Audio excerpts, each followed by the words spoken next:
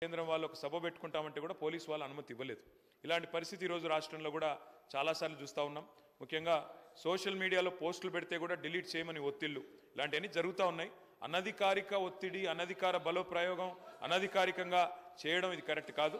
ఇది కూడా ప్రభుత్వం కన్సిడరేషన్లో తీసుకోవాలా. చట్టాలను దుర్వినియోగం చేసే పరిస్థితి ఉంటే కూడా తప్పకుండా ప్రభుత్వం చూడాలి. మూడవది, మీరు అన్నారు కఠిన చర్యలు తీసుకుంటాం అసెంబ్లీ ప్రాంగణంలో ఎక్కడైనా మార్ఫింగ్ కానీ ఇంకోటి కానీ జరిగితే. మాకు అభ్యంతరం లేదు అధ్యక్ష. కాకపోతే ఒకటి మాత్రం స్పష్టంగా మీకు గుర్తు చేస్తా ఉన్నా. పార్లమెంట్లో సభ్యులుగా పనిచేసిన ఉత్తమ్ కుమార్ రెడ్డి గారు ఉన్నారు, పొన్నం ప్రభాకర్ గారు ఉన్నారు, ఇంకా చాలామంది గతంలో పార్లమెంట్లో పనిచేసిన వాళ్ళు మా ప్రభాకర్ రెడ్డి గారు ఉన్నారు, ఇంకా ఇతరులు ఉన్నారు.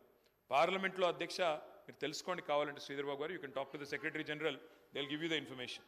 పార్లమెంట్లో గౌరవ సభ్యులు, ఎందుకంటే అక్కడ ఉన్న పార్టీ, అక్కడ ఉన్న ప్రభుత్వము ప్రతిపక్షాలను చూపెట్టడం లేదు, కెమెరాలు తిప్పేస్తున్నారు, ఇంకేటో చూపెడుతున్నారు. సరే ఇక్కడ జరుగుతుందా జరగలేదా, I leave it to your wisdom sir. కానీ నేను మీకు చేసే విజ్ఞప్తి అధ్యక్ష, మంత్రులు రన్నింగ్ కామెంటరీ చేస్తే ఎట్లా అధ్యక్ష? ట్రెజరీ బెంచెస్ అది కూడా మంత్రులు రన్నింగ్ కామెంటరీ ఏంది అధ్యక్ష? అధ్యక్ష మినిస్టర్ గారు, గౌరవం అనేది గౌరవానికి సంబంధించిన అంశం అన్నారు అధ్యక్ష. నేను ఒకటి గుర్తు చేస్తా ఉన్నా అధ్యక్ష, మీరు పార్లమెంట్ ప్రొసీజర్స్ చూడండి. పార్లమెంట్లో ఉత్తమ్ కుమార్ రెడ్డి గారిని అడగండి, లేదా అక్కడ పనిచేసిన వెంకటరెడ్డి గారిని అడగండి, ప్రభాకర్ రెడ్డి గారిని అడగండి, ఇతర సభ్యులను కూడా అడగండి. అక్కడ రేవంత్ రెడ్డి గారు కూడా పార్లమెంట్ సభ్యుడిగా పనిచేస్తున్నారు, వారికి కూడా తెలుసు. అక్కడ సభ్యులు వీడియోలు కూడా తీస్తున్నారు, ఫోటోలు కూడా తీస్తున్నారు లోపల నుంచి. ఎందుకంటే అక్కడ నిరసన చెప్పే హక్కు ఉన్నప్పటికీ అక్కడ ఉన్న ప్రభుత్వం, అక్కడ ఉన్న ప్రొసీజర్లో వాళ్ళు కంట్రోల్ చేస్తున్నారు. ప్రజాస్వామిక హక్కు ప్రతిపక్షాలది ఏదైతే ఉందో దాన్ని వాళ్ళు మొత్తంగా. కేటీఆర్ గారు 1 మినిట్.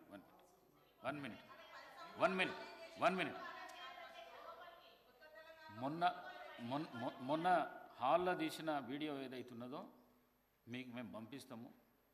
ఎంత దుర్మార్గపు చర్య, ఎంత దుశ్చర్యకు చర్య.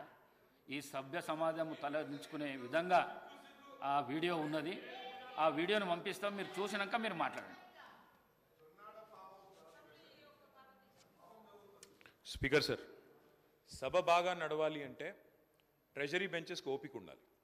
ఎందుకంటే ప్రతిపక్షాల తరఫున తప్పకుండా మేము మాట్లాడాలి, ప్రజల తరఫున మాట్లాడతాం. కానీ ట్రెజరీ బెంచెస్కి ఓపిక ఉండాలి. ఇవాళ ఫ్రస్ట్రేషన్ ఎవరికుందో కనబడతా ఉంది మేడం. ఎందుకంటే ఇక్కడ ఏం మాట్లాడకుండా కూర్చున్న మా అక్కల మీద నోటికొచ్చినట్టు మాట్లాడింది ఎవరో చూసాం, నోటికొచ్చినట్టు నోరు పారేసుకున్నది ఎవరో చూసాం. ఆ తర్వాత కూడా మేము ఇక్కడ నుంచి పోయిన తర్వాత కూడా నోటికొచ్చినట్టు మళ్ళీ దూషించింది ఎవరో చూసాము. ముందేమో అక్కలు ముంచుతారన్నారు, ఆ తర్వాతనేమో అక్కలను మేము ముంచుతామని మాట్లాడింది.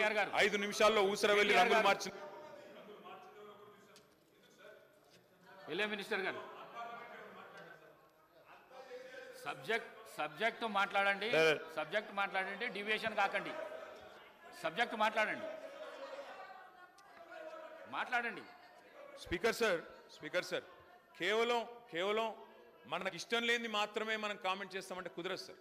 ఇవాళ రెండు వైపులా చూడండి, నేను సబ్జెక్టే మాట్లాడుతున్నా. రెండు వైపులా చూడండి, అందరికీ ఆదేశాలు ఇవ్వండి, భాషని ఉద్వేగాల్ని నియంత్రించుకోమని చెప్పండి. ఓపిక ఎక్కువ వాళ్ళకు ఉండాలి, దయచేసి ఆలోచించుకొని సమయంతో ఉండమని చెప్పండి. అది ముఖ్యమంత్రి గారి నుంచి మొదలు పెడితే అందరికీ ఉండాలి, నెంబర్ 1. నెంబర్ 2 అధ్యక్ష, పోలీస్ వాళ్ళు ఈ మధ్యన సుందరయ్య విజ్ఞాన్ కేంద్రంలో పౌర హక్కుల సంఘం వాళ్ళు మీటింగ్ పెట్టుకుంటామంటే ఆ విషయంలో వారు మరి ఏ చట్టం పెట్టుకుని వాళ్ళు నిరాకరించారో తెలియదు, వాళ్ళు బాధపడతా ఉన్నారు. దయచేసి ఇలాంటి సంఘటనలు పునరావృతం కాకుండా చూడండి. అధ్యక్ష, ఇప్పుడే మంత్రి గారు మాట్లాడుతూ ఒక ఆధునికమైన హైకోర్టు కడతామని చెప్పారు. అధ్యక్ష, అధ్యక్ష ఈ రన్నింగ్ కామెంటరీ మంత్రులు చేయడమేంటి సార్? ఇది ఎక్కడ చూడలేదు నేను.